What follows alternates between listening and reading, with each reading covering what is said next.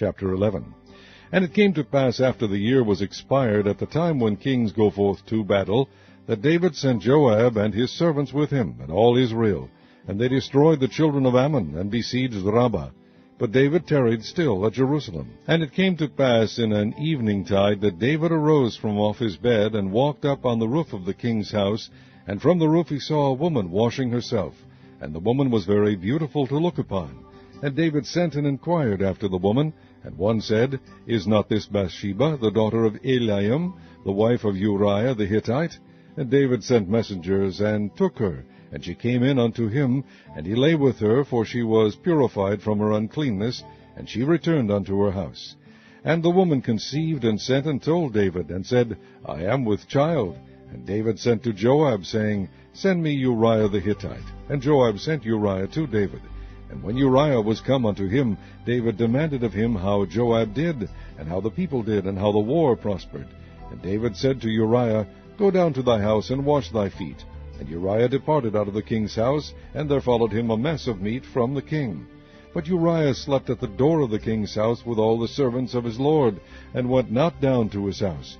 And when they had told David, saying, Uriah went not down unto his house, David said unto Uriah, Camest thou not from thy journey? Why then didst thou not go down unto thine house?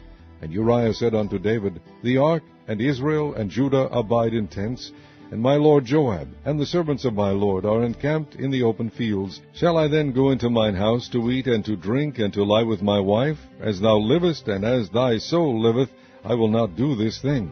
And David said to Uriah, Tarry here today also, and tomorrow I will let thee depart. So Uriah abode in Jerusalem that day and the morrow. And when David had called him, he did eat and drink before him, and he made him drunk. And at even he went out to lie on his bed with the servants of his lord, but went not down to his house. And it came to pass in the morning that David wrote a letter to Joab, and sent it by the hand of Uriah. And he wrote in the letter, saying, Set ye Uriah in the forefront of the hottest battle, and retire ye from him, that he may be smitten and die. And it came to pass, when Joab observed the city, that he assigned Uriah unto a place where he knew that valiant men were. And the men of the city went out and fought with Joab, and there fell some of the people of the servants of David, and Uriah the Hittite died also.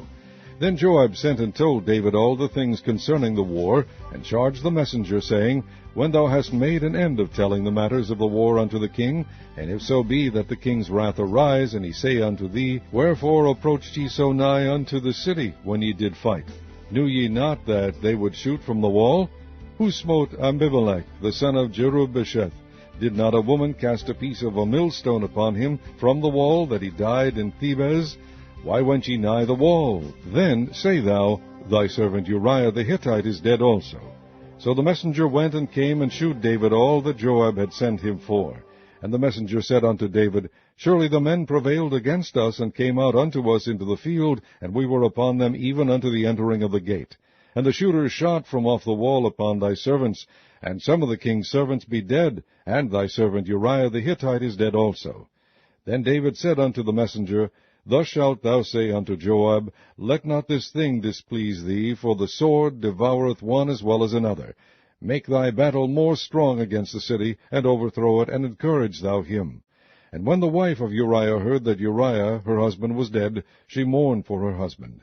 And when the morning was past, David sent and fetched her to his house, and she became his wife, and bare him a son. But the thing that David had done displeased the Lord.